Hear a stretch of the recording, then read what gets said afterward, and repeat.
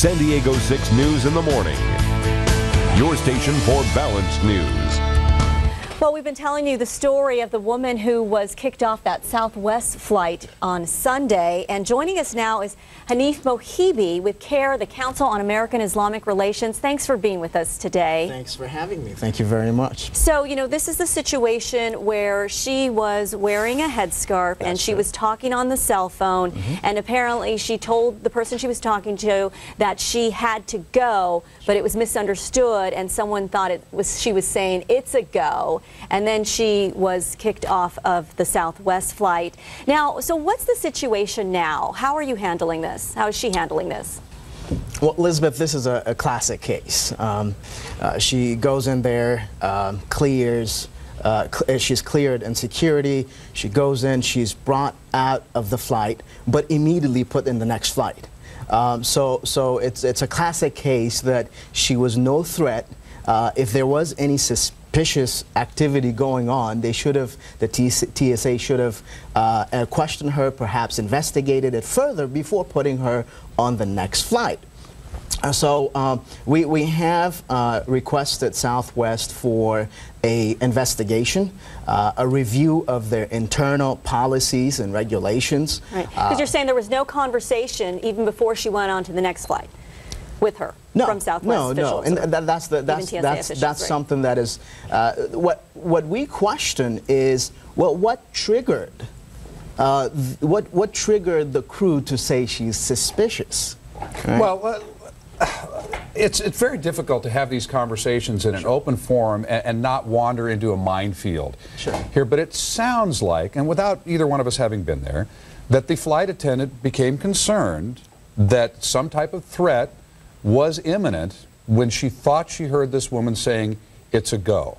Now, how it was handled beyond that point is what we're discussing right now, but can we both agree that if somebody does hear something that's a concern, they need to do something about it? But then we can talk about what they need to do. Mark, I agree with you. Okay, that's great. If we can get to some common ground, that's wonderful. I think there's a lot of common ground.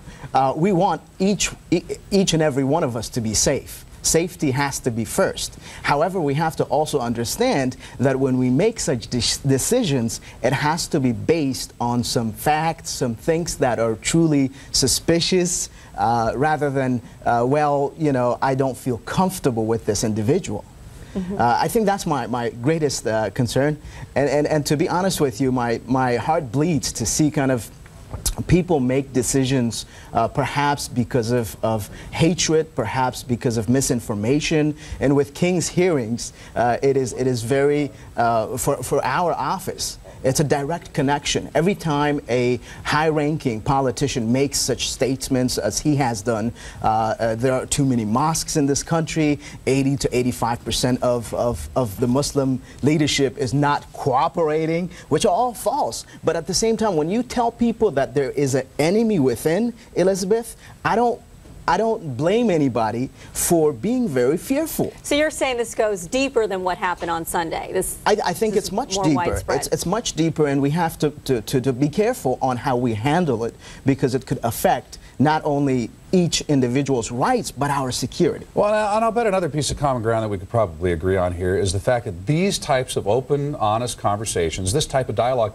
doesn't take place nearly often enough. No, it doesn't. And I think we should. And I thank both of you for this beautiful morning, because I think conversations are the best way to solve issues. Miscommunication, I think, is one of the greatest problems. And I think even this case itself is a miscommunication. Right, and being educated, that's, you know, important too, because then that leads to, you know, assumptions being made that shouldn't be made, and all of that. We can get into this big discussion on all of that, but we don't have all the time necessary. Let's close on a positive note. What can we do going forward? If it was just the three of us sitting talking, what can we do going forward to learn something from this and perhaps handle it better next time? Our diversity in America is perhaps one of our beautiful and probably strongest strengths. So what we need to do is capitalize on that and educate ourselves about each other, so we don't have to fear each other because we don't know what this person with a scarf or with a head covering or whatever it is that we're fearing. Because if we live in fear, the terrorists have won. So I agree with you 100%. I think we should move away from that. Hanif Mohebi from the Council on Thank you American-Islamic so Relations. Thanks for coming in this morning. Thank you and you are welcome here anytime to have this type of Absolutely. conversation. Thank you very much. Thank you, sir. I'll be glad. And for more information, just go to san diego6.com and click on Hot Topics.